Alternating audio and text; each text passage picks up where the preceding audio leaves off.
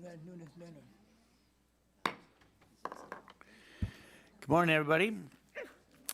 Today's hearing will enable the subcommittee to consider the current setup and plans for the Department of Energy's new Office of Cybersecurity, Energy Security, and Emergency Response. So the CSER office, as we fondly call it, represents an important new element of the department with a mission to carry out DOE's energy security and energy emergency functions more effectively. Throughout this Congress, we've identified key features of departmental modernization. These include the need for sufficient leadership and coordinated attention across the agency's many programs and operations to get ahead of the risks to our modern energy systems. To underscore this, we moved through committee H.R. 5174, the Energy Emergency Leadership Act, which would establish permanent Assistant Secretary level leadership over emergency response and cybersecurity functions. While enacting this into law takes time, I commend the Secretary of Energy for assigning this level of leadership under his authority and for creating the CSER office earlier this year. And we're reminded weekly of the urgency for getting this leadership structure up and running smoothly. The risks are varied and complex. We have devastating weather events and other natural hazards that can deprive communities of energy supplies. We're seeing increasing risk to our energy delivery systems by nation states intent on using cyber controls and vulnerabilities to threaten to leave regions of the nation without power for perhaps weeks at a time. And the work to be better prepared for these risks and to be responsive when incidents occur is as urgent as ever. There are critical gaps, and we've learned over the past year that energy supplies through pipeline systems to power our bulk electric system may not fully be coordinated within the electric sector to prepare for or respond to cyber or other risks. So I co-sponsored H.R. 5175 to help increase DOE's coordination with other agencies and stakeholders on this front. The pieces are in fact coming together for DOE to confront these risks, and we now have a Senate-confirmed head of the CSER office, and I'm pleased to welcome you this morning. Assistant Secretary Karen Evans was sworn in about a month ago, but her background in government suggests that she brings some necessary skills to improve coordination across the agency and across the federal government. Prior to her recent work leading the U.S. Cyber Challenge, a private-public partnership to reduce the skills gap in cybersecurity, Ms. Evans served as the top information technology official at OMB during the Bush administration, effectively the federal government's chief information officer. Prior to that, she was the chief information officer at DOE, so she knows the department pretty well. And I'd like to learn today what other pieces are necessary to ensure that the new office can fully carry out DOE's responsibilities. One important area concerns the department's role as a specific agency for energy-related emergencies, including cyber security threats to our energy systems. It would be helpful to understand CSER's role in carrying out this responsibility and how the Assistant Secretary plans to work with other agencies, especially the Department of Homeland Security.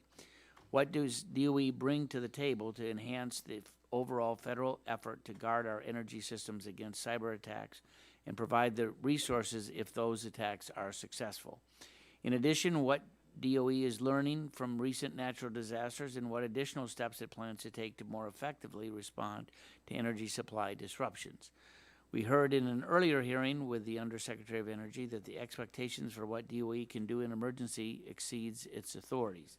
Let's discuss what more DOE can do and what work to see if we can address the authorities. Without question, DOE serves on the front lines in the federal effort to assure critical energy infrastructure protection from all hazards. It provides the technological, operational, and informational expertise to assist stakeholders and other agencies. I want this hearing to help clarify just what DOE is doing to ensure that we can meet the critical mission. And with that, I yield to the ranking member of the subcommittee, my friend, Mr. Rush. I want to thank you, Mr. Chairman, and I want to thank you for holding this important and timely hearing.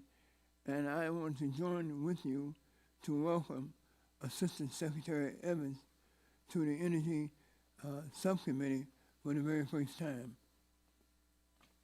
Mr. Chairman, the issue of cybersecurity is always a prevalent and component of our mindset among members of this subcommittee, as well as the mindset of the American public, as we have heard of many instances of cyber attacks and cyber probes, both domestically and abroad over the past few years.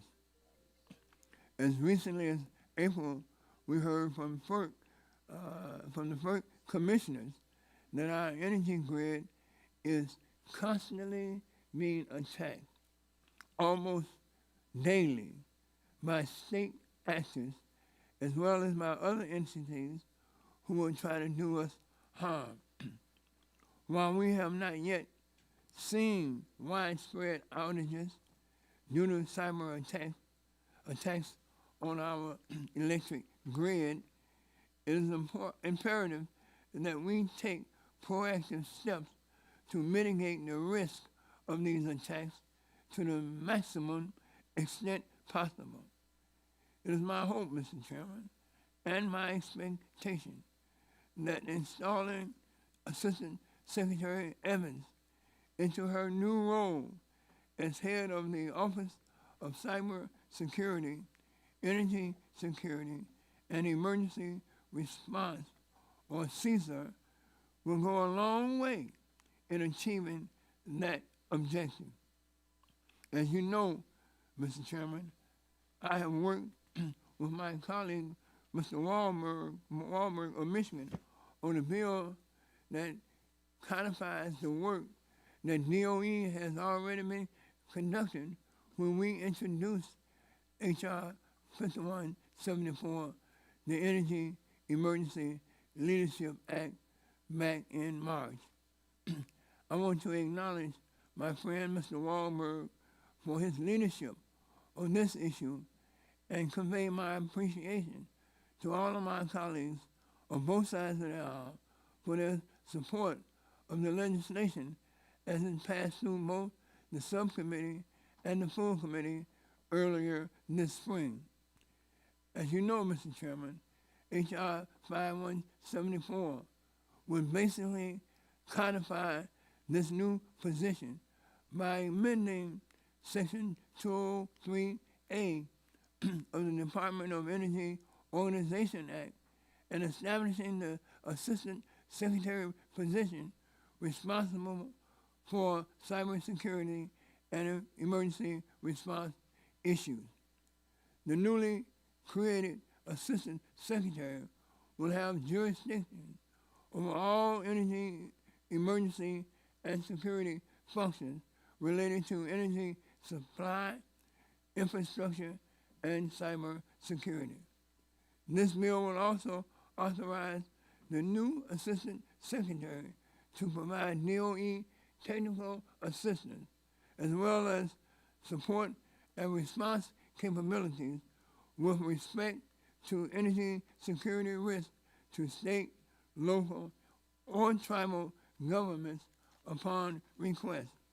Mr. Chairman, this legislation, along with the work that DOE is already doing, will go a long way in helping to protect the nation's electric infrastructure from hackers who will attempt to disrupt our energy grid and cause untold harm to our economy, our daily lives, and to our overall national security. However, as the letter my office received yesterday, Mr. Chairman, from the American Public Power Association, the Edison Electric Institute, and the National Rural Electric Cooperative Association urges, we must act in a bipartisan way to get this bill and other legislation addressing cybersecurity concerns out of committee and onto the House floor in a timely manner. As policymakers, we all want to ensure that we are providing DOE and each of the agencies all of the authorities and resources that they need to comprehensively address the cyber threats that our nation faces. So, Mr. Chairman, I look forward to this hearing. I look forward to Assistant Secretary Evans on her feedback on this bill, as well as some of her top priorities in her new position. And with that, Mr. Chairman, I yield back the balance of my time. Thank you. Gentleman's time has expired. Chair would recognize the chair of the full committee, the gentleman from Oregon, Mr. Walden, for 5 minutes from Well, thank you very much, Mr. Chairman. Today's hearing is an important and timely opportunity to learn about the Department of Energy's efforts to protect our nation's energy infrastructure against cyber threat and physical threats. Whether it is the constant cybersecurity attacks on our nation's grid or the physical threats of emergencies such as hurricanes, it's DOE's job to ensure our critical energy infrastructure is secure from all hazards and the energy is delivered to consumers throughout all situations. Now, Secretary Perry has promised to strengthen the Department's cyber and energy security capabilities, and he followed through with the establishment of a new Office of Cybersecurity, Energy Security, and Emergency Response known as CSER. I want to welcome our witness today, Assistant Secretary Karen Evans. Good to have you here. She was recently confirmed as head of the CSER office. I had the pleasure of speaking with the Secretary last week when the administration released its national cybersecurity strategy, so it's good to have you here before the committee. Protecting our nation's energy infrastructure is critical to maintaining so much of the American way of life. The reliable supply and delivery of energy is vital to our nation's economy, our national security, and the public health and welfare of our citizens. With energy systems now massively digitized and interconnected, we know about the new threats and vulnerabilities that have emerged. So it's a whole of government effort, but DOE in particular must be vigilant and prepared when it comes to ensuring energy access and delivery through cyber threats, physical threats, and emergencies. DOE has authority and responsibilities for the physical and cybersecurity of energy delivery systems based upon laws that Congress has passed and that the President has issued has passed and presidential directives. Congress provided DOE with a wide range of emergency response and cybersecurity authorities, beginning with the Department of Energy's Organization Act and most recently with the Fixing America's Surface Transportation Act. As the sector-specific agency for energy, Department of Energy has a crucial coordinating role to play in securing our energy infrastructure, and I know you know that. Under Assistant Secretary Evans' leadership, we understand that CSER will work to bolster energy sector cybersecurity preparedness, coordinate cyber incident response and recovery, and accelerate research, development, and demonstration of more resilient energy delivery systems. When it comes to energy security and emergency response, this new office will analyze infrastructure vulnerabilities. It will recommend preventive measures and help other agencies prepare for and respond to energy emergencies. CSER's ultimate mission is to mitigate the risk of energy disruptions. So this includes DOE conducting emergency energy operations during a declared emergency or situation of national security. So when it comes to research, when it comes to development, when it comes to the demonstration of more resilient energy delivery systems, the Department of Energy's national laboratories have incredible, tremendous capabilities that can be brought to bear. Earlier this year, I had the opportunity to visit DOE's Idaho National Lab, INL, which utilizes cybersecurity researchers in collaboration with a broad range of industries and vendors to develop mitigation techniques and tools. INL also has the unique capability to test cyber and physical security applications on a full-scale electric grid. And as you know, Secretary, we were able to get some of those experts back here to give us on the committee a classified briefing about the threat and their ability to cope with it. Our nation's energy infrastructure is largely privately owned and operated. Because of this, DOE works closely with energy sector owners and operators to better detect risks and mitigate against them. Specifically, CSER collaborates with government and private sector partners to develop technologies, tools, and exercises and other resources. One example of DOE's efforts to strengthen public-private partnerships is through its Clear Path 4 regional exercise. In April of 2016, DOE hosted the Clear Path 4 energy-focused disaster response exercise in my home state of Oregon. The exercise scenario consisted of a magnitude 9.0 earthquake and subsequent tsunami occurring along the 700-mile-long Cascadia subduction zone, which of course would cause catastrophic damage. This two-day event in Portland and Washington, D.C. included roughly 200 participants from federal, state, and local governments, as well as the electric sector and oil and gas industries. This exercise provided valuable insights and recommendations for the energy sector on the government and industry sides to help improve policies, plans, and procedures for energy emergencies. So today's hearing is of the utmost importance because the reliable and uninterrupted flow of energy impacts every aspect of our daily lives. So I look forward to hearing more about DOE's new CSER office and its role in overseeing cybersecurity, energy security, and emergency response for the energy sector. And again, thank you for being here. And as a caveat, we have another hearing going on downstairs, so I have to bounce back and forth between the two, as other members may have to do. And with that, Mr. Chairman, I yield back. Thank you. Chair would recognize the ranking member of the full committee, Mr. Plone, for 5 minutes for an opening statement. Thank you, Chairman Upton.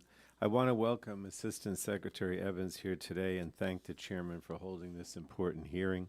As a committee, we need a deeper analysis of cybersecurity issues at the Department of Energy so members can truly understand the challenges and threats facing our grid and the energy sector as a whole. I also continue to believe that the committee should hold a closed-door hearing to look at the cybersecurity risks to our electricity grid. There are classified aspects of this issue that can't be discussed at a public hearing like this, and members should have the opportunity to be briefed on this high-level information in order to ensure we're adequately protecting the grid from threats. To date, the energy sector has done a good job of guarding consumers against losses caused by a cyber or physical attack. But make no mistake, the threats are out there. In December 2015, Russian state hackers successfully compromised Ukraine's electrical grid, shutting down multiple distribution centers and leaving more than 200,000 residents without power for the lights and heaters. It was a sophisticated and synchronized attack, and it stands as the only recognized cyber attack to successfully take down a power grid.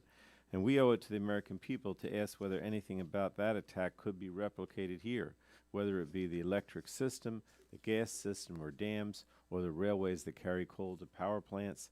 Russia hacked the 2016 election, as we know, and it's clear that the Trump administration is not doing enough to prevent Russia from a repeat performance on Election Day this November. So what are we doing to prevent them from attacking our energy sector the way they did our electoral process just 2 years ago?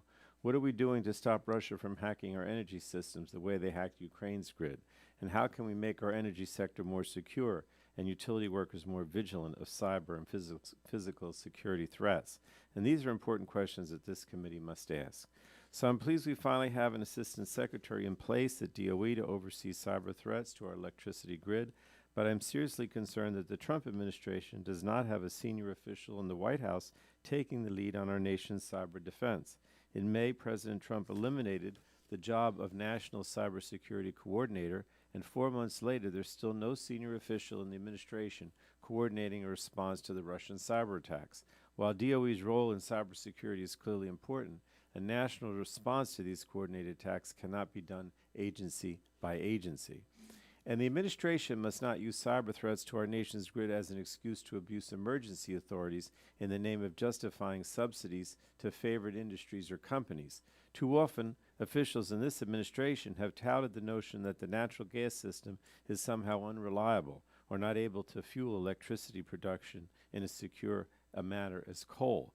And all forms of electric generation and their fuels are vulnerable to disruption, whether man-made or due to extreme weather and other natural events. So coal piles freeze and trains derail. A dam with a line carrying power from a nuclear plant can be every bit as vulnerable as a natural gas pipeline or a wind turbine. And there are serious threats we should be looking to guard against, but we shouldn't be questioning the security of the system just to boost plants that are not economic in the marketplace. In early May, the committee passed 4 bipartisan bills to enhance the Department of Energy's authorities with regard to the cybersecurity of our nation's energy infrastructure. This includes H.R. 5174, the Energy Emergency Leadership Act, sponsored by Ranking Member Rush and Representative Wahlberg. And this bill would formally authorize a DOE Assistant Secretary position with jurisdiction over all energy emergency and security functions related to energy supply, infrastructure, and cybersecurity. Mr. Chairman, I'm disappointed that these 4 bipartisan bills have yet to receive consideration before the House, and I would like to work with you to pass these proposals before the end of the 115th Congress. So again, I look forward to the discussion today. Mr. Chairman, I yield back. Thank you. Gentleman yields back. At this point, we are going to hear from our witness. We appreciate you sending your testimony up It'll be made part of the record in its entirety, and we'll let you have 5 minutes to summarize it, and at which point we'll ask questions. Thank you. Thanks for being here this morning. Thank you. Chairman Upton, Ranking Member Rush, and members of the committee, thank you for the opportunity to discuss the continuing threats facing our national energy infrastructure. Focusing on cybersecurity, energy security, and resilience of the nation's energy systems is one of the Secretary's top priorities.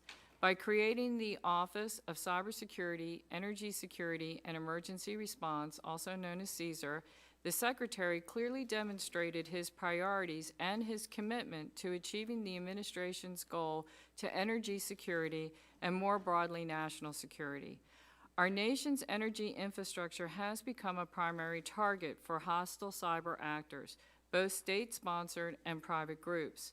The frequency, scale, and sophistication of cyber threats have increased, and attacks can be much easier to launch. Cyber incidents have the potential to interrupt energy services, damage highly specialized equipment, and threaten human health and safety. The recent release of the President's National Cyber Strategy reflects the administration's commitment to protecting America from cyber threats. The Department of Energy plays a vital role in supporting the security of our nation's critical energy infrastructure. As a result, energy cybersecurity and resilience has emerged as one of the nation's most important security challenges and fosters partnerships with public and private stakeholders. Will be of the utmost importance for me as the Assistant Secretary of CSER. Recently, CSER demonstrated the emergency response function through multiple weather events. The hurricanes activated our emergency response plan, while we also addressed the overpressurization of a Columbia Gas natural gas pipeline with the Oil and Natural Gas Subsector Coordinating Council that caused multiple explosions and fires at residential locations in Massachusetts. However, today, I would like to focus my testimony primarily on the cybersecurity function of the office and how CSER will meet the priorities of the administration and work in conjunction with our federal agencies, state and local and tribal governments, our industry partners, and our national laboratories. DOE's role in the energy sector cybersecurity is established in statute and executive action. In 2015, Congress passed the Fixing America's Surface Transportation Act, specifically naming DOE as a sector-specific agency for cybersecurity for the energy sector. The creation of CSER elevates the department's focus on the energy infrastructure protection and will enable a more coordinated preparedness and response to cyber and physical threats and natural disasters with the private sector, as well as federal, state, and local government partners. This includes electricity transmission and delivery, oil and natural gas infrastructure, and all forms of generation. The Secretary has conveyed that he has no higher priority than to support the national security of our nation's critical energy infrastructure. The formation of the CSER office enhances the department's ability to dedicate and focus attention on DOE's SSA responsibilities and will provide greater visibility, accountability, and flexibility to better protect our nation's energy infrastructure and support asset owners, as well as the overall critical infrastructure response framework as overseen by the Department of Homeland Security.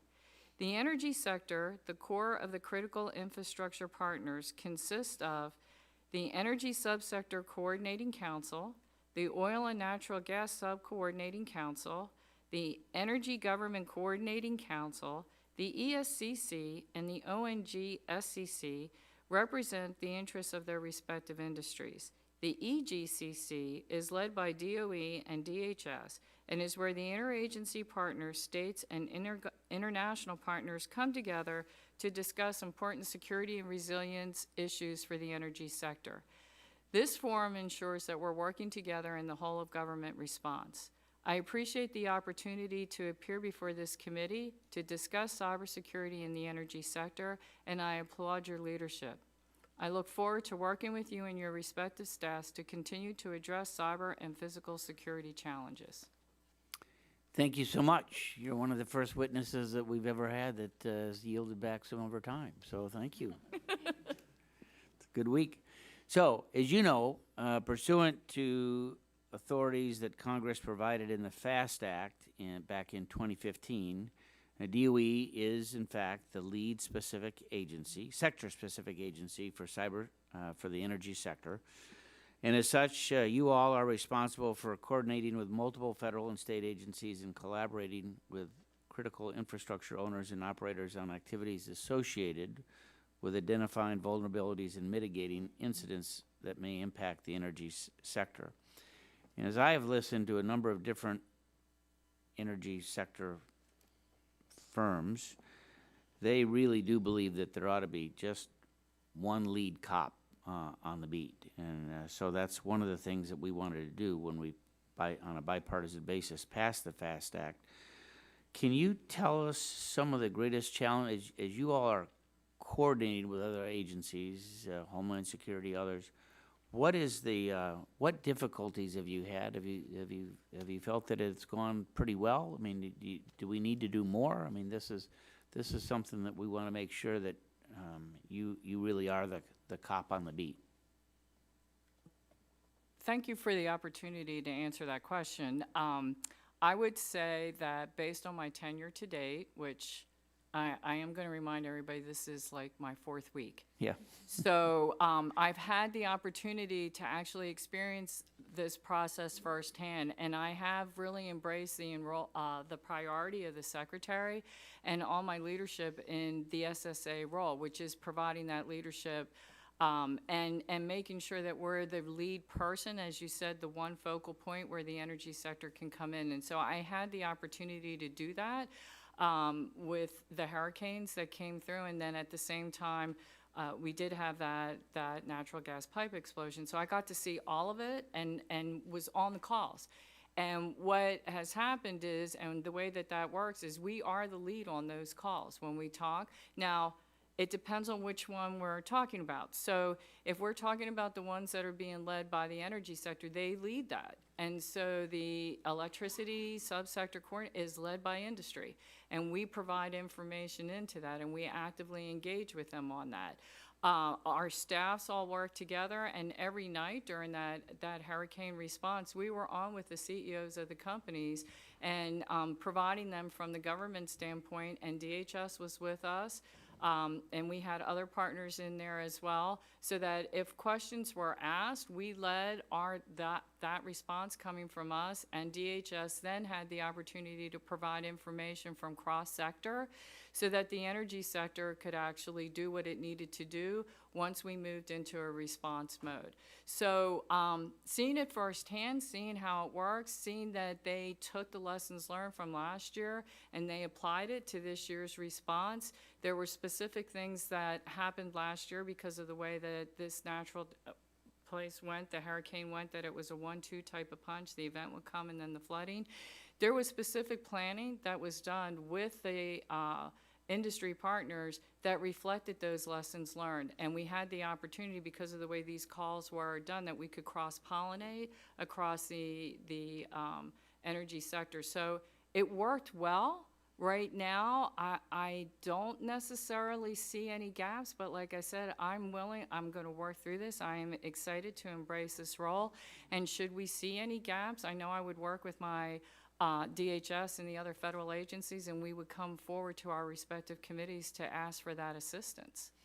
So I know that as we look at these disasters, and this committee sent a number of members on both sides of the aisle down to look at Puerto Rico and the Virgin Islands last year. After that, and we have members from obviously Mr. Kennedy, who was here earlier, and I suspect he'll come back with the natural gas incident that they had up in Massachusetts, and we have members that for sure their districts were impacted by the hurricane, by Florence in the last 2 weeks. I would imagine that members reached out to you all, certainly their industry partners did. Any shortcomings that you see right away based on, had you known something, would you all have acted any differently?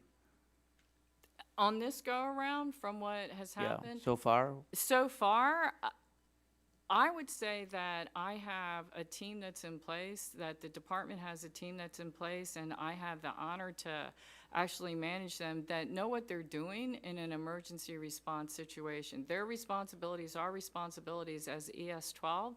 When we activate that response plan, they know exactly what they're supposed to do, and when we identify issues that come in through the industry, because they come in multiple ways, just like you said, they'll come in multiple ways. Our leadership would hear something, it comes in, there's multiple meetings that happen, but that the way that the mechanism is set up right now, that there's the ability to catch it at multiple levels so that it does not become an issue, or that we at least have the appropriate agency working on what those authorities are.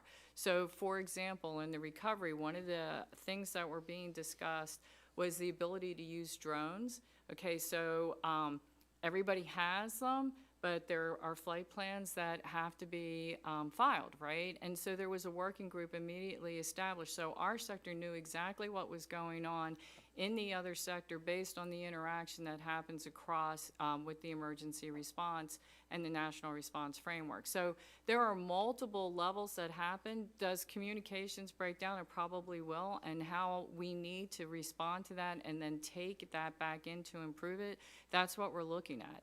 And I know that the lessons learned were done from Puerto Rico, and I've seen how they've actually applied those lessons learned through this response and heard those lessons actually being actually implemented by both industry and the government as we were going through the response this go-around. Thank you. Yield to Mr. Rush. Well, thank you, Mr. Chairman. Assistant Secretary Evans, as I mentioned in my opening statement, Mr. Wahlberg and I introduced H.R. 5174, the Energy Emergency Leadership Act, earlier this spring. And our objective was to codify most of the work that the agency is currently undertaking and make sure that we have consistency moving forward, regardless of which administration is in office. Are you familiar with the bill, and if so, do you have any feedback regarding any of its provisions? Yes, sir, I am familiar with the bill. And I think the feedback and my presence in the establishment of my office supports the idea of what is envisioned by congressional intent. So whatever gets passed by Congress, obviously, I would be responsible for implementing it. And so, you know, I again am supportive of the leadership this committee shows, and the support that this that this committee has, and the trust that you have in Department of Energy and the Secretary to accomplish the mission for the energy sector. Well, I understand, Madam Secretary, that in your previous position, you worked as the director of the U.S. Cyber Challenge, an organization that is dedicated to building out the cybersecurity workforce.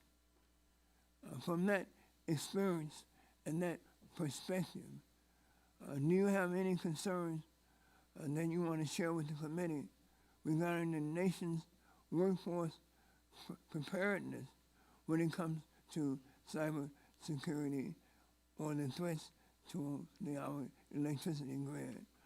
Are we doing all that we can to ensure that we have a highly skilled, trained workforce, both presently and in the future, to address cybersecurity issues?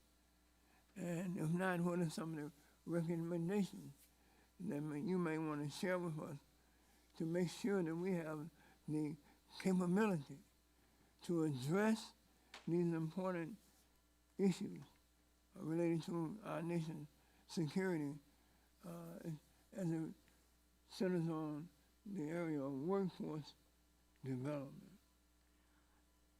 I appreciate that question. It's a passion of mine, and I appreciate being able to talk more about cybersecurity workforce issues. So as the President released the National Strategy for Cybersecurity under Pillar 2, it specifically talks about the cybersecurity workforce for the America as a whole. And as you know, especially in DOE and its industry partners and in the, all this infrastructure is owned by private industry. So when we start looking at the workforce, it's really, one of the biggest things is making sure that the workforce has the basic skills that it needs, and then in this particular sector, the specialized skills as it relates to industrial control systems, SCADA systems, and understanding those. So there are a lot of initiatives that are underway that are out in private industry that can be leveraged. There is work that specifically DOE was doing that we were watching from the outside and attempting to leverage that in. So there's a specific competition. I really believe that you can demonstrate this through competitions. And Congress did pass a Workforce Act that dealt with allowing to use competitions to be able to, for people to leverage what they know and to be able to demonstrate it quickly. So CyberForce is a competition that DOE runs with the national labs, and it's specifically focused on the industrial control systems and the SCADA systems. So I'm really looking forward to really making that more robust and being able to expand that out for all of us to do. Right now it's focused specifically on college students, but it needs to expand out more than that, because there are a lot of people that are in this workspace that need to have those skills. They need to be able to demonstrate those, and competitions are a way to be able to do that. So when you ask me if there's areas where you can improve our education system and the STEM, and I know we're investing a lot in that, it does one level of knowledge.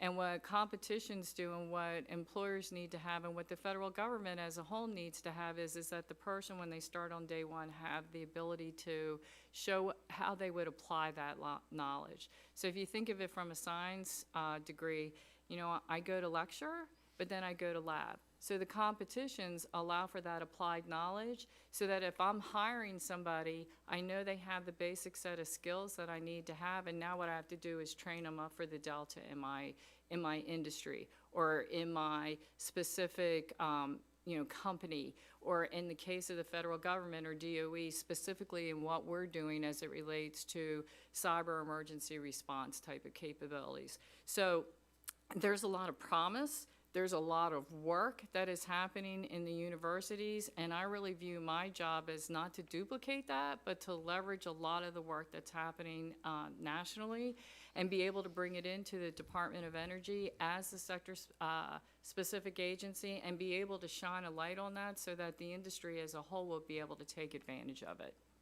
Thank you. You're back, Mr. Chairman. Thank you. Mr. Latta. Well, thank you, Mr. Chairman and Assistant Secretary. Thanks very much for being with us today. Appreciate your testimony today.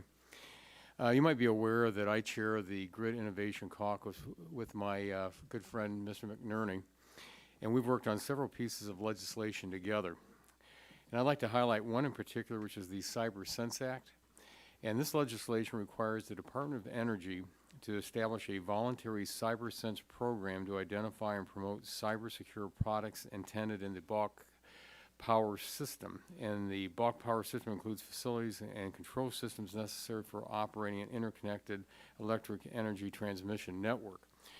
Would you talk about the work you are already doing on this front and how voluntary programs like this one can help open lines of communications between the private sectors and the DOE? Thank you for the opportunity to talk about our program called Cytrix. It's the Cyber Testing for Resilience and Industrial Control Systems, and it's a pilot project to do some of the work and what you intend in that area, and it's to test component parts that go into operational technology that's used throughout the energy sector. So we're now starting the pilot. There are a lot of challenges as we start going through this that aren't necessarily the technical challenges, but making sure that we have the voluntary participation from our industry partners as we go through this. We already have some companies that have volunteered to have their products tested. What we then have to say and how we have to work this out would be, what do we do with those results of the testing? How are we going to share that? How does that fit into an overall risk management framework? How we would roll it up into what we're doing with the C2M2 maturity model that we have, so that those results, along with a lot of the other pieces that we're putting together, that a company will be able to look at that and say, okay, you know, here are the products, here's the risks, here's what I have to do to mitigate that risk. And then the information from these pilots will feed our other research and development efforts, so that we can then refine them based on the results that we're getting. So we really are looking forward, and we really are excited about this particular project that we're looking at, because we know that there could be a lot of risk associated with all these different products that are coming into the energy sector. And so we have to make sure that we're aware of what those risks are as we're implementing them. When you're talking about trying to get more volunteers in there, how can we encourage more companies to really want to volunteer to be part of that program then? They could reach out to our office in particular, and I'm happy. They can come through the sector coordinating councils that they have, because most of them are actively participating in that, and they can volunteer through that as well. And as we identify and work through the challenges that we have, the idea is then to have a framework. The whole purpose of my office is to take this research and then be able to operationalize it. And to be able to take it out into industry, so that they can actually use the results of the research and be able to implement it. And so the more that we can learn about what types of anomalies there might be from different companies, the faster we'll be able to develop that framework, and then the faster it'll be able to be implemented and out in the infrastructure. Okay. Well, through this committee's efforts, DOE was established in statute as the lead sector-specific agency for cybersecurity for the energy sector. This new mandate was included in the FAST Act of 2015. While the lead sector-specific agency mandate is new, DOE has been engaged in this work for many years. What makes DOE equipped to serve as the lead agency? Well, thank you for that question, and I would like to say that it's the expertise not of the department as a whole, as well as the ability to leverage the knowledge that's out in the national labs. And so those are some of the smartest people in the world, and that they work on multiple problem sets as it relates to the energy sector. They're always thinking about what's over the horizon, what's next, and also trying to fix what is actually happening today. So I believe the way that the Secretary's priorities are set up, the experience that is there at DOE, and then leveraging what is happening in the national labs, that is why you trust us to be the sector-specific agency in this area. And that's why we're providing that leadership. Well, thank you very much. And Mr. Chairman, my time's about to expire, and I yield back. Thank you. The chair now calls upon the gentleman from California, Mr. McNerney, for 5 minutes, sir. Well, I thank the chairman for that. You're welcome. They're bringing up the Astros beating the Dodgers again this year, so. We'll see. Ms. Evans, I thank you for testifying, and you've only been there a month, so I understand that presents challenges. And I want to follow up on my colleague Bob Latta's comment about the Grid Innovation Caucus. And the purpose of that is really to educate members of Congress about the challenges and opportunities in grid, but also to put forth legislation. Bob mentioned one. I'm also going to mention H.R. 5240, the Enhancing Grid Security Through Public-Private Partnerships Acts that provides cybersecurity training to electric utilities and promotes sharing best practices and data collection in the electric sector. Now, in conversations with utility executives, I've heard that there's a big bottleneck in sharing information, security information with the utilities because their security people don't have security clearances, and it's taking them a year and a half to get those clearances. Do you have a plan to expedite the clearances of utility executives and utility security people so that we can get information to them on a timely basis? Well, I appreciate that question on security clearances, and I'm going to answer it a little bit differently versus saying that I'm going to expedite out the clearance process. Those of you that are involved in that know that can be quite the challenge if I were to agree to try to expedite that.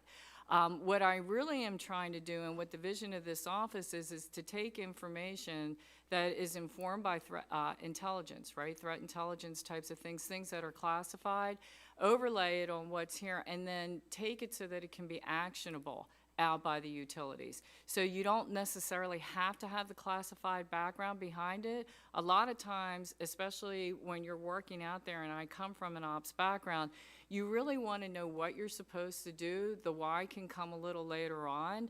A lot of times you have to respond immediately in a situation. You want to know what the actions are that you need to take. That doesn't necessarily have to be classified, and that's what I view my office as, being able to reach out, share that information with our partners, and be able to give them the actions that they need to take that is informed by the government as a whole Okay. approach. That sounds good. How far along are you in that process? I actually have some things, I hope within the next 120 days, that I'll be able to share with industry directly, that they can start taking some action. There are some things I'm doing that they should be implemented here shortly, and I think that they will be surprised when they see it. And there's some basic things that they can do now in basic hygiene that when they see the visualization of that, they're going to be surprised. Well, I look forward to hearing from the executives, then utility people. Yes, okay. What they think of the plan, and I'll be glad to share that with you. That would be when I hear it. awesome. I'm looking forward to working with you Now, on how that. does Caesar monitor or plan to monitor cyber attacks? So there are several different things that are already underway that Caesar is looking at. As far as the infrastructure, the vision that we have for this office, several of the tools that are already in place, several of the projects that they already have, which I'm sure you're familiar with, CRISP. There are also included in my testimony, we talked about Coyote, that particular project. The way that we look at how we're going to do this is, for example, in the operational technology world, you know exactly how things are supposed to respond. So the idea is to manage by exception. So as you pick up exceptions, then working and putting together a model, you can put sensitivities to that, and that would then show anomalous behavior. Based on then feeding it with information that's coming from multiple areas, especially intelligence, we'll be able to tell if that's something that's just, so we talked about the supply chain and all these other types of equipment, we'll be able to tell by the data if something's actually happening, if somebody's in the network, or if it's an equipment malfunction, or what is actually happening by overlaying this data.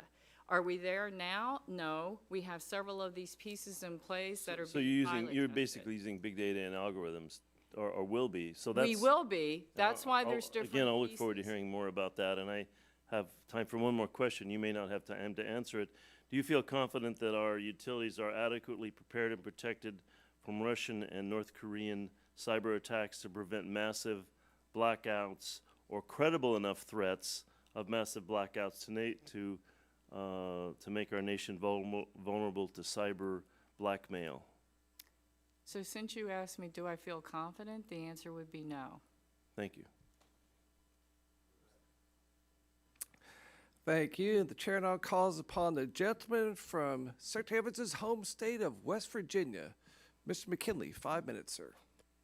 Thank you, Mr. Chairman, and I'd have to be remiss if we didn't go back and remind the chairman when she was being introduced that she's a good West Virginia native and graduated WVU and is a staunch Mountaineer fan. Yes, I am.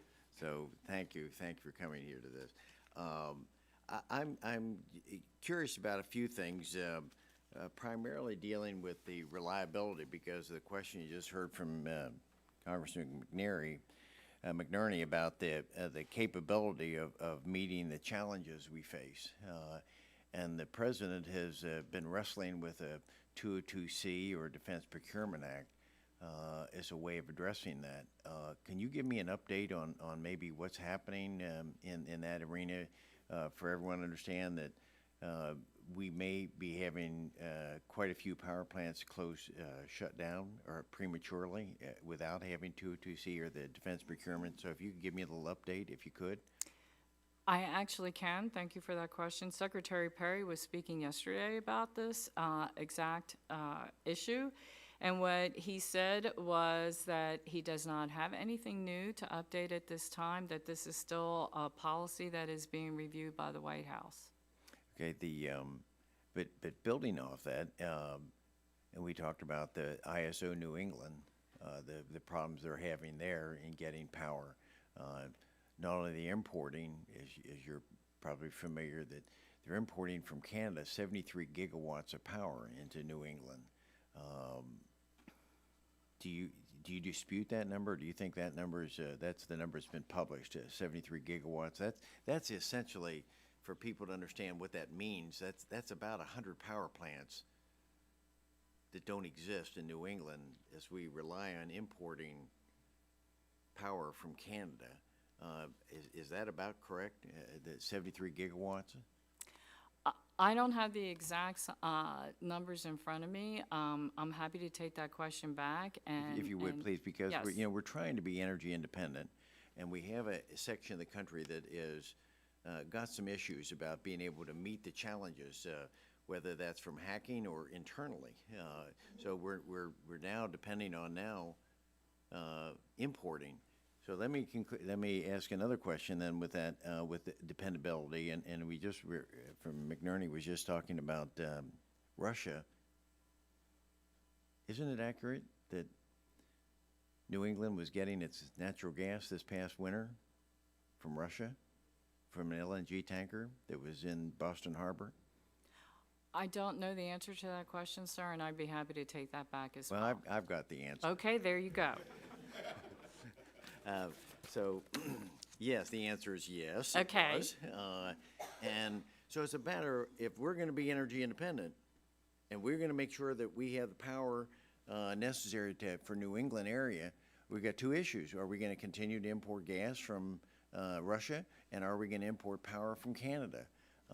So that's why I think it's so important that we, the White House and others, move on this 202C or Defense Procurement Act to protect our grid system, because I think we're, from what we've had reports from National Energy Technology Lab, NETL, has indicated we're prematurely shutting down too many of our coal-fired power plants, and we're headed into a blackout possibly this winter as a result of it. Do you have anything to update us on alternative measures that might prevent that from happening? No, sir, I don't, but I will take back your concern and elevate it to my leadership so that they know exactly what the issues are that you're bringing up, so that I can make sure I can feed into the policy process. If you would, please pass that on to Yes, sir. Secretary Perry and tell him where it's coming from. Yes, sir, I Okay? will. Thank you. I yield back. Thank you. The chair wants to remind my dear friend from West Virginia and our witness, Secretary Evans, this weekend, the Mountaineers are going to Lubbock, Texas, to play the Texas Tech Red Raiders. And my warning is, they've got this symbol. It's called Guns Up. They score a touchdown, they get their guns up. Y'all gonna see a lot of guns up in 60 minutes in Lubbock, Texas. Cherno calls upon... I know, I'm really constraining myself not to respond to that, but that's okay. It's football in Texas. Feel free to fire back. No, it's okay. We're Big 12. It's good. It's all good. It's okay. We're doing well. Our team's doing well. 25 versus 12. Get your guns up. The chair now calls upon the gentleman from South Carolina, Mr. Duncan, for 5 minutes of questions. Go Tigers. Secretary Evans, I first want to thank you for your response to Hurricane Florence. I know there was over 1 million power outages across the Carolinas, and you and your team were extremely responsive both during the preparation and restoration process. Duke Energy serves much of my district, and I've heard from them many positive things about your engagement, so I want to applaud you on that. Also want to thank you, both you and Secretary Perry, for your leadership in creating the new CSER program. Protecting the grid against cyber and EMP attacks should be a priority. Many Americans fear the potential of an attack given the volatility of players such as Iran, Russia, and North Korea.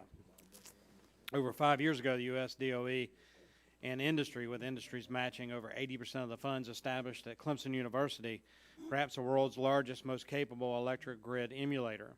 This 20 megavolt ampere facility called the Duke Energy eGrid is providing a platform for innovating and validating and testing multi-megawatt electric grid components in real grid conditions without the risk to the grid. This capability is needed to facilitate the rapid introduction of new technologies into our nation's electrical infrastructure. It's also a prime example of public-private partnership working to develop advanced technologies to protect against evolving threats. The folks at Clemson work closely with utilities. Duke is a partner. They work closely with industry, national labs, and other universities, and the DOE to accelerate the marketing of new technologies. Or if you're familiar with the eGrid down there in Charleston. Have you visited that in North Charleston? Not yet. Okay, I want to invite you to do that. I invited Secretary Perry as well. I'm concerned with the grid being able to withstand attacks such as an EMP or cyber attacks, supply chain attacks. And I realize you just started at the DOE, but I'm interested to know how the DOE plans to address these important critical issues. I appreciate the opportunity to answer that question. I am in the process of looking at many of the things that are in place. This office was set up specifically to deal with those concerns.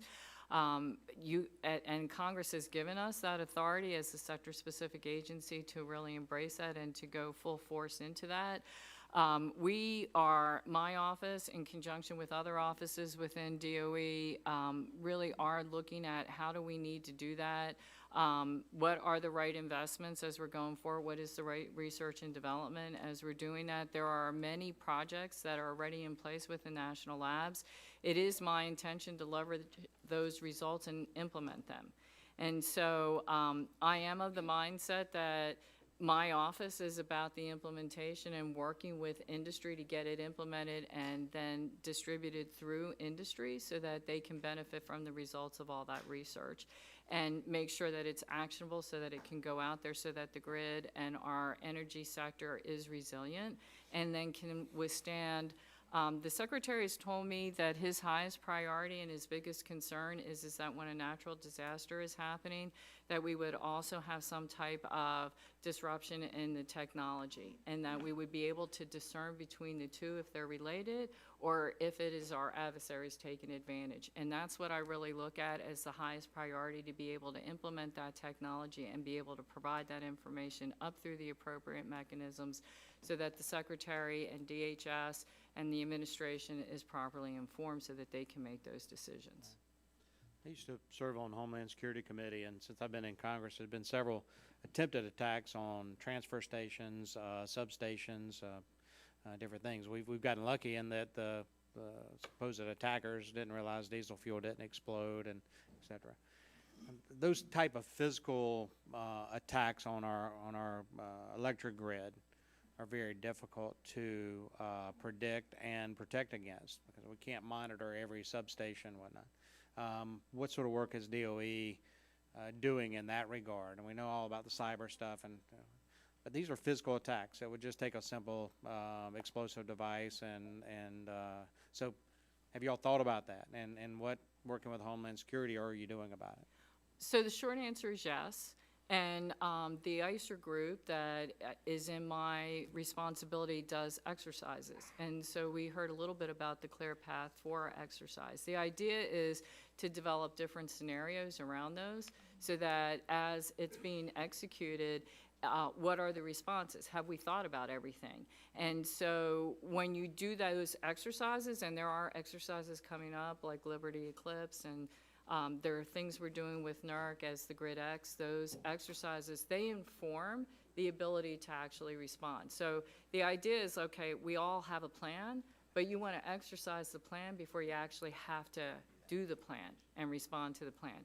So that is what that group does. The idea is to expand out those exercises, and as we hit the basics, then it's to continue to expand those out so that those lessons learned are there in the response plan, and that we share that. That's exactly why we do the exercises with state, local, and our government partners, as well as industry. And that was the uniqueness of that Clear Path 4, was that industry was involved in that, and it was done out in Washington State, because it's one thing if you do it in DC, it's another thing if you're doing it across the country and involving all the state and local partners as well as the industry, because those lessons learned, the communications, the issues that you've brought up earlier, if we see gaps, we don't want to be in the actual incident when we're identifying gaps that we need your help with. Right. My time's expired, but I'll remind the committee that things that can affect our grid system can be both man-made and natural, so hardening the grid is important. With that, I yield back. Thank you. The chair now calls upon the gentleman from New York, Mr. Tonko, for 5 minutes. Thank you, Mr. Chair and Assistant Secretary Evans. Congratulations on your confirmation and welcome to the committee, and thank you for your testimony. Obviously, we have not faced the full consequences of a cyber attack on the grid yet, but we do continue to experience major electricity outages and energy disruptions due to natural disasters. I want to ask about what you see as the mission and role of your office in the future. There has been a lot of emphasis on cybersecurity today, and rightfully so, but it is my understanding that the office is also responsible for emergency response, including those from natural disasters. Is that indeed correct? Mm-hmm. Yes, sir. And earlier this Congress, Assistant Secretary Walker of the Office of Electricity testified about the work being done by his office in the wake of Hurricane Maria in Puerto Rico. Now, has CSER played a role in the Maria response or preparation against future energy disruptions in Puerto Rico over this past year? So before, thank you for the question. And before the CSER office actually was formed, a lot of the functions that we're talking about as the exercise capability that we have, as well as the emergency response capability, all belonged and were all in one office, which was where Secretary Walker is, in the Office of Electricity. When CSER was formed, those moved over. So my office has cybersecurity, energy security, and emergency response. So in the case of Puerto Rico and Maria, my office is responsible for the activities that happen when we activate our emergency response, our ES-12, under the National Response Framework. So, for example, this go-around with the hurricanes, it's my office that goes and mans down in FEMA, that goes out to the regions. We have very specific response capabilities, incident response capabilities that we do in natural disasters.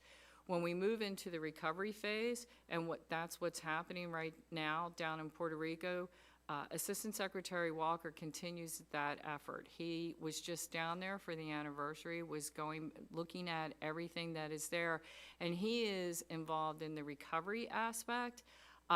So when you look at how our offices work together and where that separation is, we do the emergency incident response type of capability. We're down there, we're embedded with the states, we work with FEMA, we're over at the National Center there, and all the information goes up. When it shifts, where we are right now, that's when it then shifts back to Assistant Secretary Walker's office.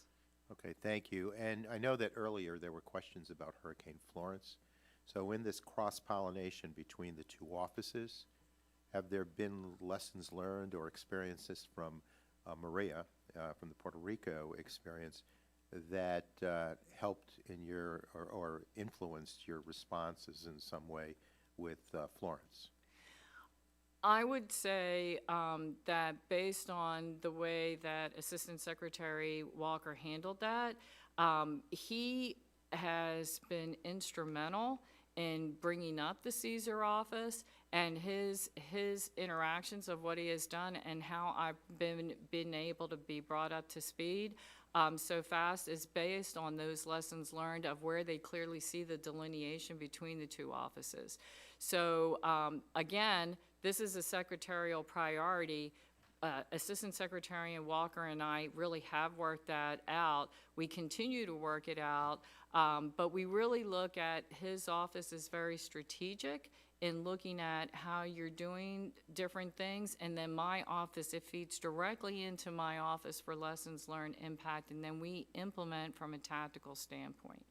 Thank you. Robust cybersecurity requires significant financial resources and new and advanced technologies.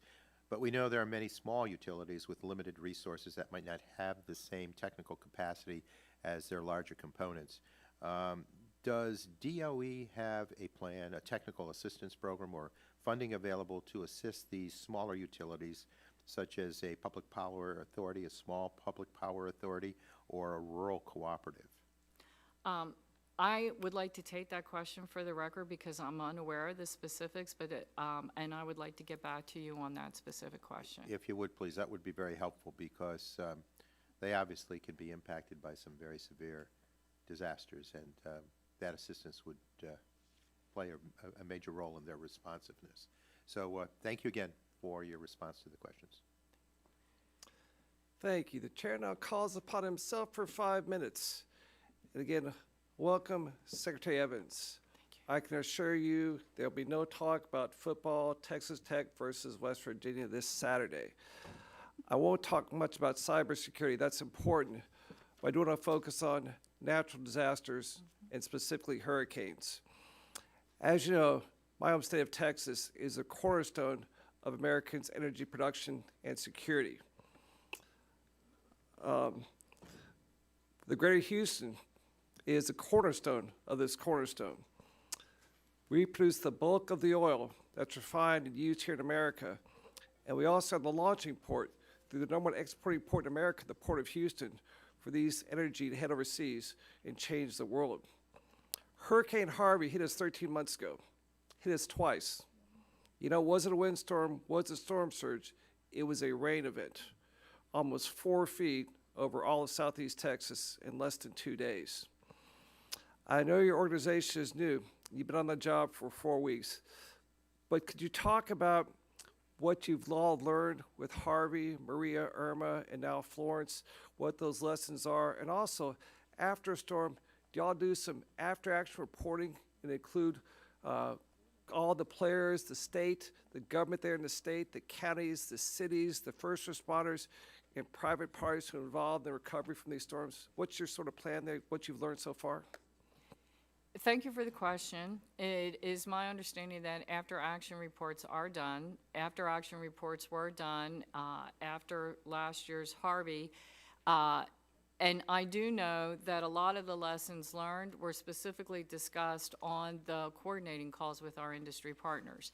And it was highlighted very early on, specifically about that this was going to be a 1-2 punch very similar to Harvey, and that they were more concerned about the flooding and the after effects of the hurricane.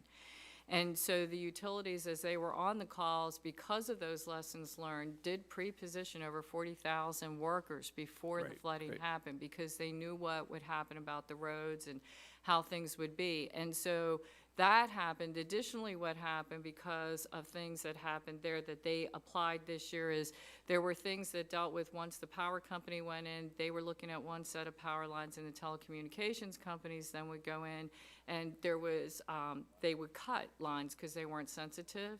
So what happened this year in this particular case is that information was conveyed. This was a lessons learned. So the utility companies told exactly the telecommunications companies where they were going, what the plans were, so the telecommunications companies could follow right behind the utility companies. So as the power came up, communications came up. That was a direct lessons learned from Harvey last year. Well, thanks for that question. You also brought up drones in a hurricane natural disaster early this hearing. Drones played a big role in Harvey as the storm hit, quickly recovery. For example, the mayor of Missouri City wanted to fly a drone over. He'd heard a levee was having problems, a little bubble in a big subdivision. It was about to burst. There were rumors it didn't, but he was concerned. He couldn't fly his drone because airspace was controlled by the Coast Guard.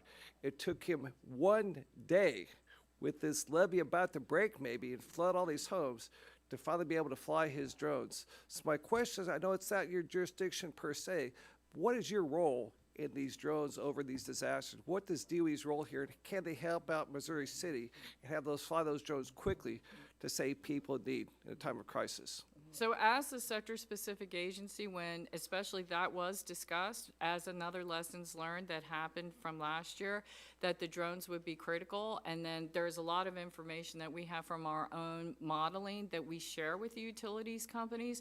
But that issue was raised early, and because the coordinating councils are co-chaired with our industry partners as well as our government partners, as that issue is raised, we have a mechanism then to feed it back in before it becomes a crisis. So the things that you're talking about, there was a working group already established before the incident happened so that they could get approval and be able to use the drones for the recovery mechanism. Final question is about reliability and emerging threats. In Texas, we've had some blackouts in the past. The big year was 2011. That February we had a blackout rolling blackouts because of two power plants in Dallas area had some water pipes frozen, had to have rolling blackouts. That same August, this extreme heat wave, same thing happened across the state. As you know, when blackouts happen, even rolling blackouts for a short amount of time, people are exposed to death situations, mostly senior citizens and young kids who can't handle extreme heat or extreme cold. And we have to take this very seriously. I know NERC's done a thing called the Grid X exercise. Could you talk about your work with industry and NERC on preparing for a grid emergency like we had in Texas in 2011? I appreciate the question. I know that we have the Grid X exercise. Again, that information feeds back into what DOE does, what any gaps that they would see in DOE's ability as a sector-specific agency to be able to deal with that. I know that I'm actually getting ready to go out to the NERC event and what they're doing with Grid X again this year. So I will be there. I will have firsthand out at that group. But there are other things that DOE does that feeds back into what NERC does too, as the electricity ISAC. And so there are tools that we have. There is modeling that we do. We have Eagle Eye that looks at everything. We also then have the CRIS program that feeds that. The idea in the long run is to be able to start putting more of this data together so that it can go out through the energy ISAC that NERC does manage, so that they can get that information then down to the utility. So as you're looking at natural disasters or other types of things, again, I'm getting back to we have to give them actionable information that they can share through their partners so that they can take the appropriate actions. Thank you. My time has expired. Enjoy your time watching the football game from Lubbock, Texas. Thank you. Chair now calls upon the gentleman from Ohio, Mr. Johnson, for 5 minutes. Thank you, Mr. Chair, and Assistant Secretary Evans. Thanks for being with us today. Let me try to dodge my colleague here to make eye contact with you.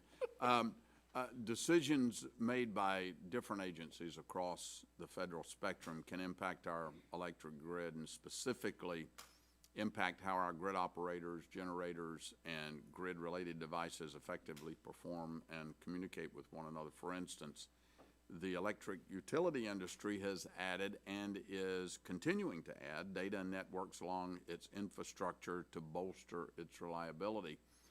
This continual addition of new technologies and communication networks can fall into multiple agencies across the federal government and commission jurisdictions, some of which are not typically involved in the oversight of our electric grid. So that's why I'm interested in the Tri-Sector Executive Working Group, which is meant to manage risk across energy, telecommunication, and financial sectors.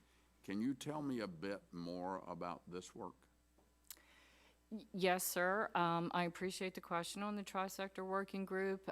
We just held our first meeting all together last week. And so the idea behind that was a recommendation that came into from the President's Working Group on that, on infrastructure, and recognized the complexity of those three and the interdependency. So from a federal government standpoint, you have Department of Transportation, Department of Energy, and Department of Homeland Security representing that. And then we have the utilities, which is also the same group that is leading our electric subsector coordinating council. And then you have the financial sector, which is also the ISAC for that, which is then JP Morgan is the lead on that as well. And then you have telecom, which was AT&T. So we were there. The idea is really to, okay, we need to know what's critical in those areas for what is the basic types of operations. We're talking about the modeling of what it's going to take for the North American grid so that we can deal with these issues and where are the interdependencies, and then utilize that from the government approach back. And again, that gets back to our original question. If we see that there are any gaps in those authorities, then we'll raise those through the appropriate policy mechanism and go to our respective committees. Okay. Do you believe further communication between different facets of the federal government are needed to ensure that our grid is secure, especially as utilities increasingly look at their own communication networks to add security and up to the second situational awareness over their infrastructure? I appreciate that question, and as we continue to do this work and as we continue to improve the modeling that we're doing, I'm sure we're going to show interdependencies. I believe that the framework that's in place right now allows us, especially with the President's release of the National Cyber Strategy, allows us the mechanism, if we were to identify those as we do the work, to bring those up accordingly through the administration and be able to identify those policy gaps. Okay. In December 2016, the Department of Energy and the National Association of State Energy Officials co-sponsored Liberty Eclipse, a regional energy assurance exercise to promote state and local level preparedness and resilience for future energy emergencies stemming from a cyber incident. So, Ms. Evans, why are exercises such as Liberty Eclipse beneficial for coordination between federal, state, and local governments? I find that the exercises are critical. As I mentioned earlier, we believe when we put together a plan that we've identified what all the contingencies are, but when you put together a plan, you don't know what you don't know until you actually exercise the plan. And the emergency, when it's happening, is not the time to exercise the plan.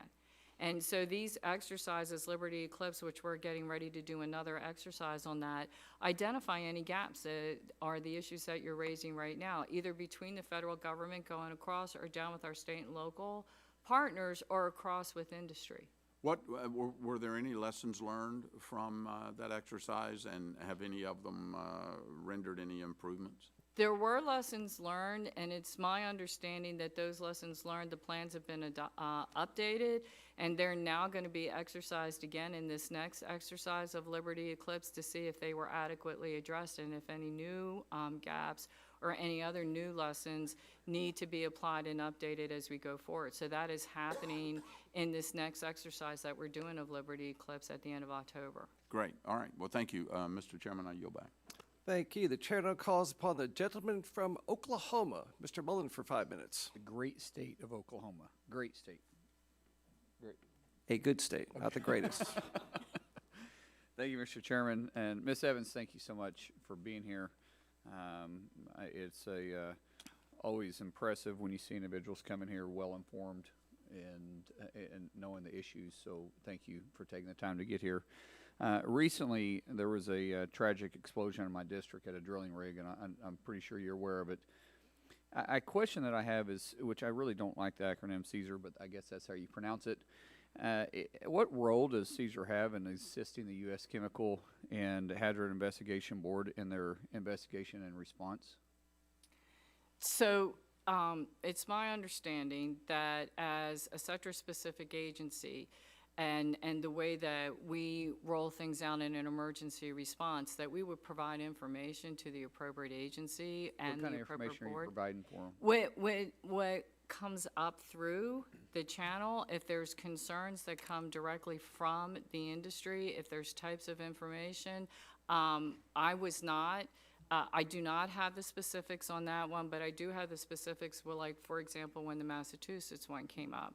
And that is, it comes up through us, but Department of Transportation is actually on the call. So they then share the information of what they're working with their board, and they share it out with the other group. This is the initial findings. This is what we have at this point. If there's anything that we need to do from an energy sector role, then what we have to do is raise it back, and we either share it with our sector or I have to raise it up to my management if a policy decision needs to be made.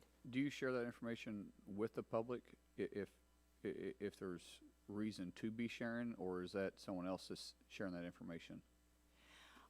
As a sector-specific agency, we share information with our appropriate sector, depending on how that investigation is done. So like in the case of the Massachusetts one, transportation would then share that because they would be the appropriate agency to share the So you're information with the assisting public. the transportation. Yes. And so the other thing that I have learned through this is that the biggest thing that all of us have done in the sector is making sure that the information is shared so that there's unity of message, so that we all have the same information. Right.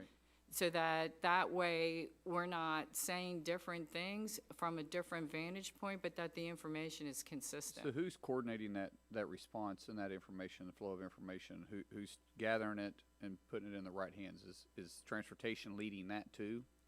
In the case of what happens here in the energy sector, they have associations, and as it relates to what happens and they send it out through industry, we share the information with them, and then their industry associations then distribute it. In the case of the federal government, if transportation is the lead, we would feed into the transportation type of information that would go up, and then that secretary would be the accountable person. Does that information flow freely, or is that only when they specifically ask for the information? Based on my experience and based on the way that I'm going to work this office, the information will flow freely. Really? So you'll have a point of contact? Absolutely. I already have contacts now. Okay, great. As far as the briefings, because we do understand between cyber attacks and the vulnerability of our electrical grid and just the oil and gas industry in itself, how often do you brief industry as far as security issues? Do you plan on briefing them? And if so, traditionally, how often does that briefing take place? It's my understanding the way that the information flows specifically about what you're asking is that we as DOE provide information, and this is the question that was asked earlier about our relationship with NERC. And so NERC is directly tied into a lot of the tools in the modeling and the CRISP project that we were talking about. That information then informs the ISAC. And so they get that. I mean, they're tied directly into that platform. And so we're providing that information to them on a daily basis. Based on that information, they then distribute it down to the energy sector through the ISAC, and that's what the ISAC mechanism is set up for. Are you doing specific classified briefings with industry when it comes to this? I would have to take that back for the record and find out what is the history associated with what types of briefings that we have done as a sector-specific agency with them. I appreciate it. I'm out of time. Thank you so much for being here. Appreciate it. Thank you. The chair now calls upon the gentleman from the great state of Michigan, Mr. Wahlberg, for 5 minutes. Oh, I'm sorry. Mr. K slipped in there behind me. I'm sorry, Mr. Wahlberg. The great state of Massachusetts. Mr. K for 5 minutes. Thank you very much, Mr. Olson. Madam Secretary, thanks for being here. I'm going to build a little bit off of my colleague, Mr. Mullen's questions, probably not surprising with regards to emergency response. I'm from Massachusetts. There's been an awful lot going on there in the past couple of weeks. I know you touched on it briefly, or it was touched on a little bit earlier in the testimony, and I wanted to drill down on this a little bit. So, understanding that circumstances evolving and ongoing, but we had an overpressurized pipe result in rupture, over 80 explosions, people that are still displaced from their homes, and gas that is apparently not going to get fully restored to the area to potentially mid-November. Trying to figure out what happened, and it would be helpful for me to get a sense as to what oversight role you play in this, what the status of the investigation is, and what update you can give me to start. Thank you for that question. And what did happen with that, and what is our role as a sector-specific agency? So we share this. This is through the energy sector, the energy government sector. So we are partners with the Department of Transportation as well as the Department of Homeland Security on this. I can say in that specific incident, because we have the emergency response piece, my staff called me within an hour of being notified of that. We had scheduled the oil and natural gas subsector Coordinating Council was also scheduled. So within an hour of that, Department of Transportation and PHMSA in particular was also on the call because they are the industry part, the government part. We were all on the call, and they were sharing information as they were getting it with the sector, and then with the electric sector right afterward, because we had a call with them also because they all wanted to know what was going on. So as that investigation continues through this mechanism is how the information is then shared out with the community. But Department of Transportation is the lead in this particular case. And fair to say that, ma'am, just so I understand it, that your role in that is then focused on the emergency response or the Yes. immediate triage. Yes. And so how is it, though, to the best that you can explain, understanding that's not the focus of the hearing, but focus for me, how is it that this happens? How is it that firefighters end up going out to all these responding to all these explosions? There's a well-publicized cases, one firefighter going out, putting out a fire while his own home explodes. How is it that, why does it take so long? I understand that this had to be done manually from Columbia Gas, an alert that had to take place to then have somebody actually dispatch a human being down to try to alleviate the overpressurized pump. What is that typical? Is that how this should operate? Is there going to be regulations that come in? Would you suggest additional regulations to make sure something like this, we can up the preventive measures on this? How should we be thinking about an appropriate response? So what happens in this particular case, and I appreciate the question because there's a lot of moving parts to the question that you just asked. So the company would have a response plan. That response plan is also then there's a local response plan as well as then a state response plan. And I know this sounds like there's a lot of layers, but the communications does flow up pretty fast. And so my office as an emergency response piece is directly tied into the state and local governments. And so we do get notified. There's a notification that happens when these things happen, and then people's response plans go into play. And so everybody's response plan is then executed. So I think that that's the focus of what everybody was asking for. Do we see gaps when they happen? And I think that's what's still being investigated, and that's what you're trying to understand right now is, were those adequate plans? And if not, are there gaps? And then they have to feed back into the process that we have, because if you need a federal response, it has to come up so that we can be able to respond. And I appreciate that. I am also wondering if the scope of the regulation is such where an accident like this can happen, right? And understanding we're still trying to investigate exactly what happened and how, but that there's going to be people that are without their homes in Greater Boston, or without heat and hot water in their homes in Greater Boston through mid-November, if this is done on schedule. Should we allow that? Is that a permissible response to say it's okay for folks to be dislocated from their homes for 6 to 8 weeks?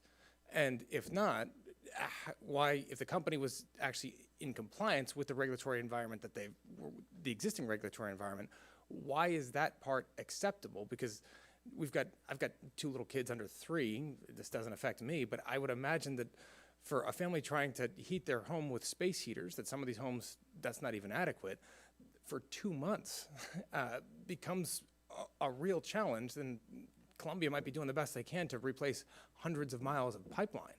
But something fell through the cracks here in a pretty big way without yet a conversation as to how do we make sure that such an incident like this, the consequences are going to be mitigated in the future. And so that's what I'd love to get your insight to where we should look and how we should focus. So I would like to say that until the investigation is completed, it is hard to address that question, but you're asking some broader based questions that are about risk management and what is acceptable from a nation. So I'm going to turn back to the administration's national strategy that they have dealing with critical infrastructure and some of the things that have already been released by Department of Homeland Security, which is the Risk Management Center. So a lot of the things that you're talking about fall under risk management, and is it acceptable? There are things until this investigation, the results are actually out, is that it's possible that the level of risk associated with the infrastructure there is not acceptable because of the consequences that the American people are now experiencing because of what happened there. That data and then our analysis is going to have to feed up through the policy process about what is the right risk management.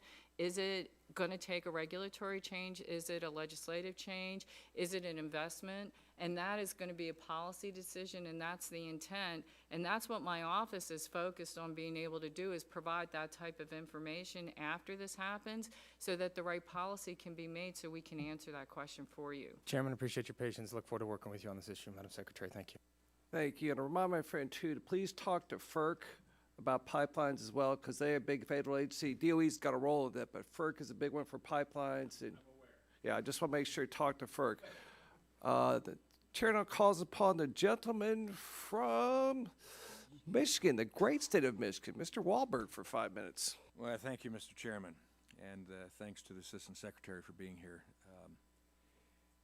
Workforce development has become a focus here, I think, in a very positive way in Congress, and having a well-trained, certified cybersecurity workforce is a key component to our overall cybersecurity strategy as a nation.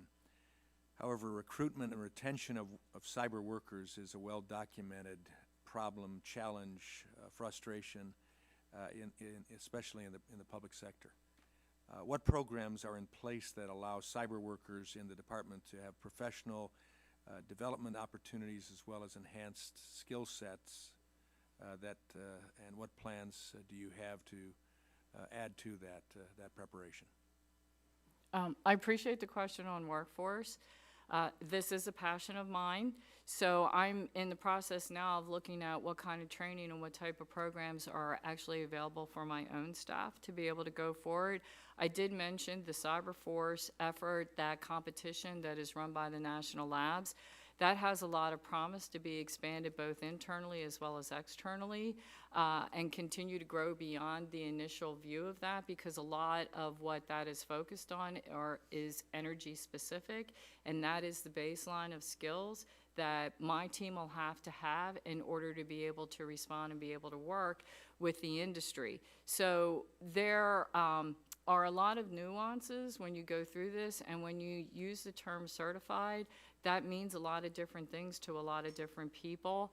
I would say right now that what we're looking at within the Department of Energy is the National Initiative for Cybersecurity Education, which is run by NIST, and making sure that our positions and how we're using that framework really aligns. And so I look at the structure of what we have. I'm also looking with the Chief Information Officer and what they have in place, because if they have training programs already in place, the idea is to leverage those as well. Well, it's so important, and I appreciate that in talking with the private sector and their challenges in the energy industry with cyber. They've been appreciative of the relationship that has developed because of what we've done here, of having public-private sharing back and forth together, but to keep the good people that have been trained and to stay in the public sector is so important as well. So I would encourage you, and thanks for your commitment to that. Ms. Evans, I'd like to follow up on Mr. McInerney's question earlier on. You said you were not confident that the U.S. electric sector can prevent a state actor attack. Would you please elaborate on this a little bit further? For me to have a certain confidence level of that, I want to make sure that I'm providing all the information that they need to have so that they can make sure that they have the proper defenses in place. I know based on my experience and the previous work that I've done and the workforce issues that you've brought up, there are a lot of opportunities for the utilities to improve. And I think a lot of things that are going forward, there are basic things that all of us have to do across multiple sectors as it relates to hygiene.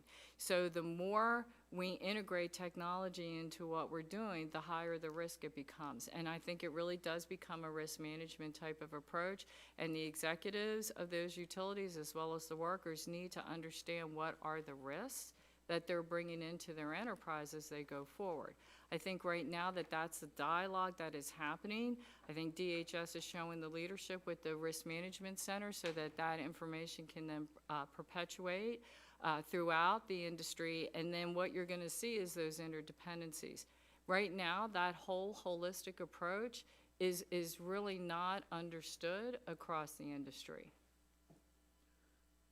Thank you. When the Department of Energy was organized as a cabinet agency in 1977, the largest energy security concerns were fuel supply disruptions, not electricity disruptions or cybersecurity. As you would expect, the Department's Organization Act reflected those concerns. Times have changed, and we should be thinking differently about energy security and emergency preparedness.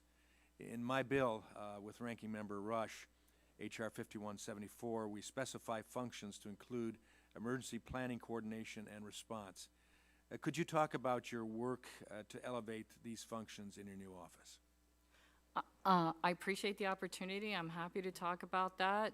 I am currently right now looking at what we have in place, and we have, as I talked about earlier, the emergency response piece that we have, specifically associated with hurricanes, natural disasters, is really robust.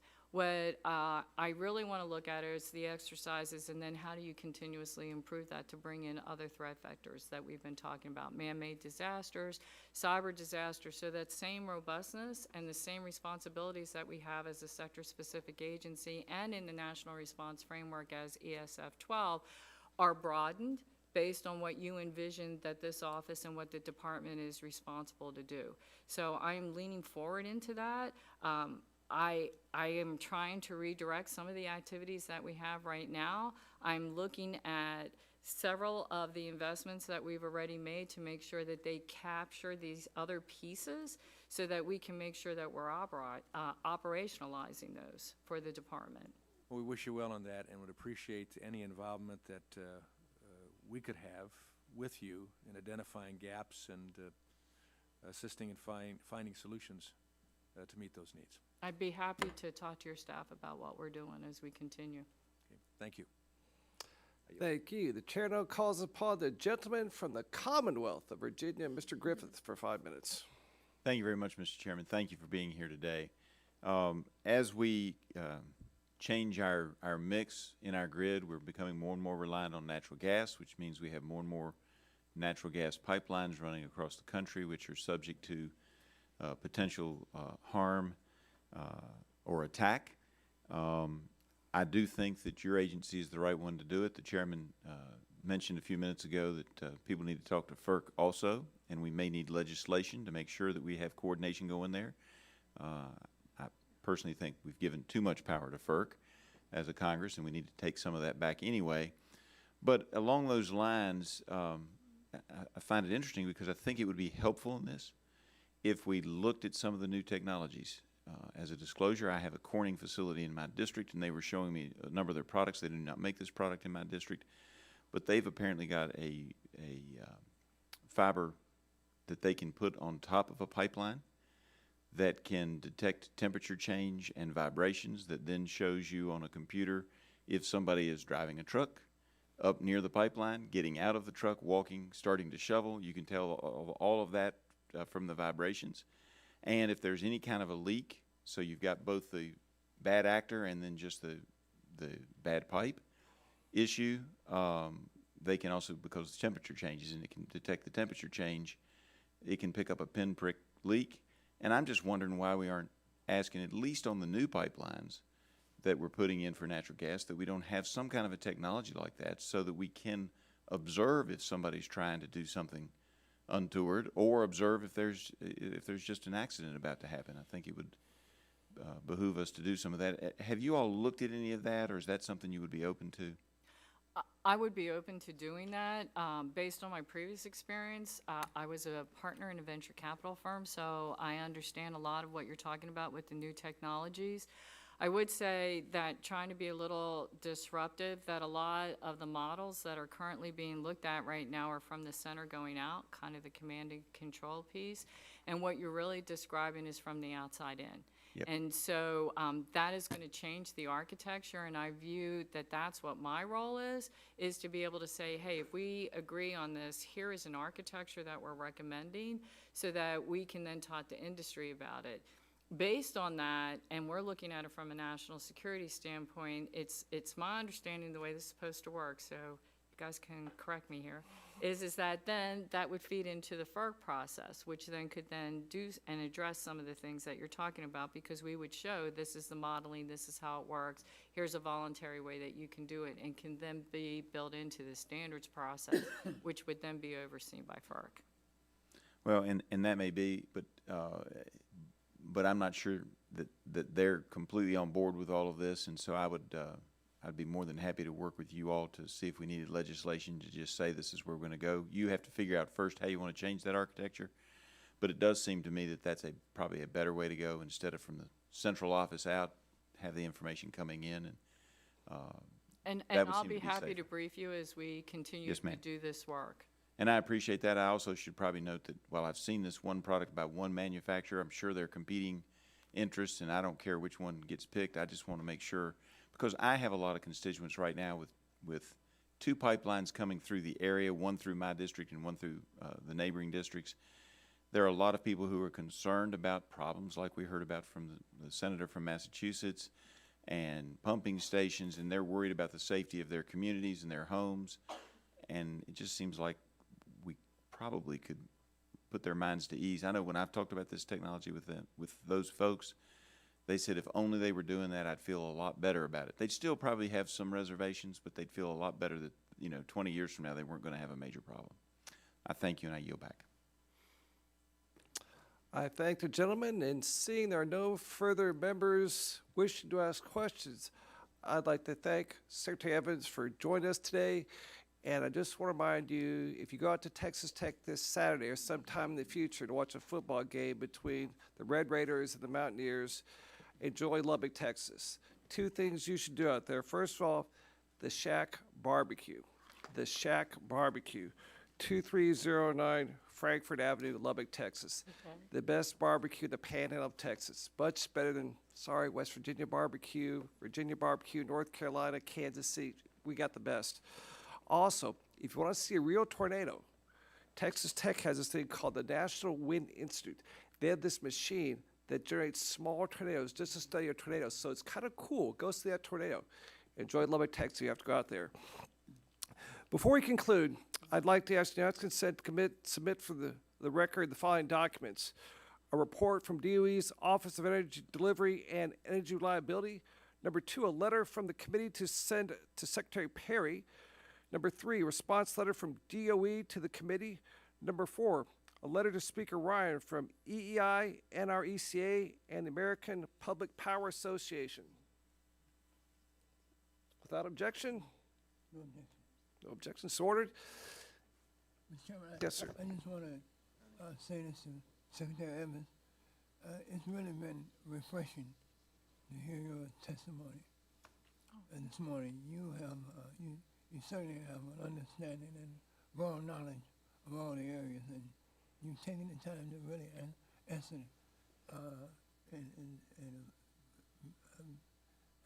in a very effective way the questions that the members of the subcommittee have. And I just wanted to ask you to don't get tainted by the politics, because you were a very refreshing witness, and we look forward to working with you. Thank you, sir. I look forward to working with you as well. Thank you. Thank you. Amen. In pursuit to committee rules, I remind members that they have 10 business days to submit additional questions for the record. And that's the witnesses submit the witness submit her response within 10 business days upon receipt of those questions. Without objection, this subcommittee is adjourned.